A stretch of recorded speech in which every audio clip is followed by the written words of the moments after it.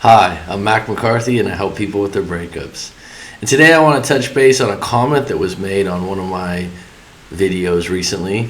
And someone asked if a handwritten letter would be the best way to reconnect with an ex.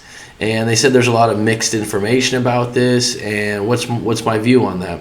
And what I would say is, not to be a broken record, I would have to know your story. You'd have to write your story out and tell me exactly what your situation is, because this is what happens is this type of suggestion, or you're saying conflicting information. Someone might have a YouTube channel or a breakup site, and they're saying, like, if you really want to get your ex back, this is the style and the way that you want to write a handwritten letter, and this will really work.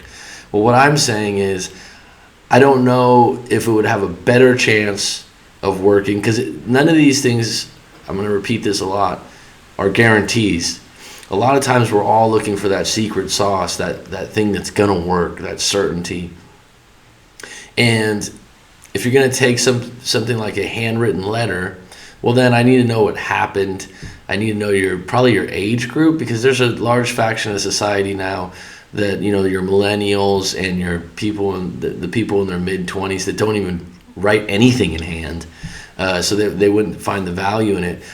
Off the cuff, just on a broad answer, I would say it sounds very Hollywood to write a handwritten letter. It sounds very romantic.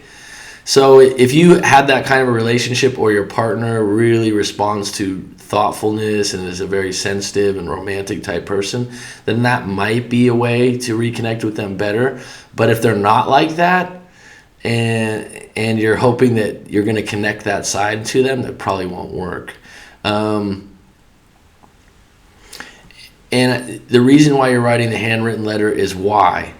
Okay, so why are you writing the handwritten letter instead of calling them on the phone? That would be my question for you to answer yourself. Why do you think it would work? What's your intention? I say this a lot. What's your intention? To get them back, to touch base, to just see how they're doing?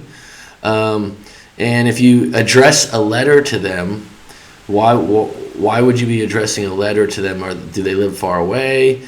Do they like written words? What I would say is write a letter out and keep it for yourself for a little while, and don't send it. As crazy as that kind of sounds. Also, what are you trying to reconnect? Have you been apart for 8 months, 1 year, 2 years? Is this 1 month? Have you been using the no contact rule? So the question isn't a bad one. I just would need to know more details to give you a better response. But like I said, off the cuff, so I'll give you a couple scenarios, just assuming, let's say you were doing the no contact rule for 1 month or 2 months, and you are wanting the ex to come back to you. I would say no, don't write a handwritten letter. If you haven't spoke to them in a year or 2 years, maybe you want to do that, but I don't know why you wouldn't just use an email. In 2017, I don't know how many people out there would respond to that and go, oh wow, it was a handwritten letter. Now, if that letter had if you're an artist, or you had a cute cartoon or something like that, an added touch that was kind of an inside thing between you and her, or her and him, or whoever your partner is, then that could be different. The handwritten letter, or a postcard, maybe of a place that you've been to, something a little bit more personal than just writing out your feelings and whatnot. And then I'd have to ask, like, what are you writing in that letter? So to answer that question, I would need to know more details, and that's the whole point of my channel and my website. Is I really think a good base is writing out your story and sending it to me, and having me take a look at it, and kind of taking some inventory, unpacking it a little bit, and then you could say, like, what if I wrote a letter? And then I could say, well, looking at what you're dealing with, I don't think it's a good idea. But if you were going to tell me, for all those people out there, a lot of you have been viewing the no contact rule on my channel. That's probably the most popular thing viewed. I would say that that's not the way to reconnect, getting out of the no contact. And even so, like I said, I think it's one of those things, you see it in the movies a lot, so you think, wow, that would really work, just like roses or something like that. And it could, but I think I think you're putting too much weight on that value, unless that person, used to write letters to each other in the past or something like that.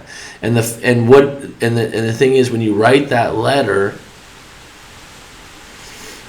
what's the difference between writing that letter, an email, or phoning that person up to you? And then I'll add one more thing to it. Are you writing the letter because you're scared to call them on the phone?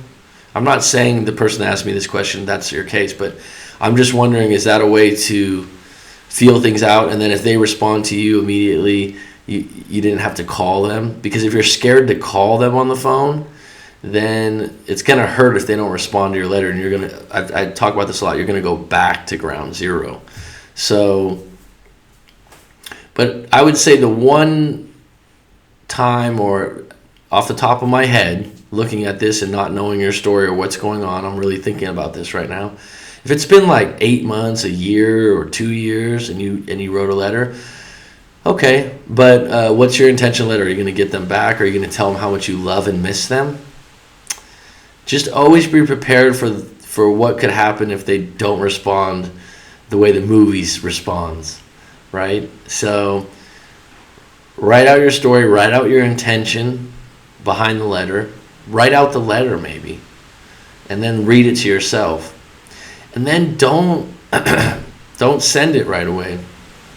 And if you wanted more of my opinion, then I would need to read your story and get a little bit more specific to give you better advice on that. I hope that makes sense to you, and I know that's a broad answer, and it's a good question, because I'm sure that what happens is when you haven't talked to an ex, you're like, how do I contact them in the future without seeming needy or desperate, and how could I be more creative about that? And a lot of times, if you're trying really hard, it will show. And in most cases, I've mentioned before, if you appear needy and desperate, and they take you back, a lot of times people like that are using you, or they're feeling, because what we're really attracted, both sides of the opposite side, confidence. You can take care of yourself. So if you've been apart for a little while and you're doing well on your own, that's attractive. That's attractive. That doesn't mean you're being mean or you're shutting them out. That means that you're a strong individual that can take care of themselves, has some self-reliance, and that's attractive. You go, wow, you're doing really well for yourself. And the partner will notice that. The ex-partner will notice that, right?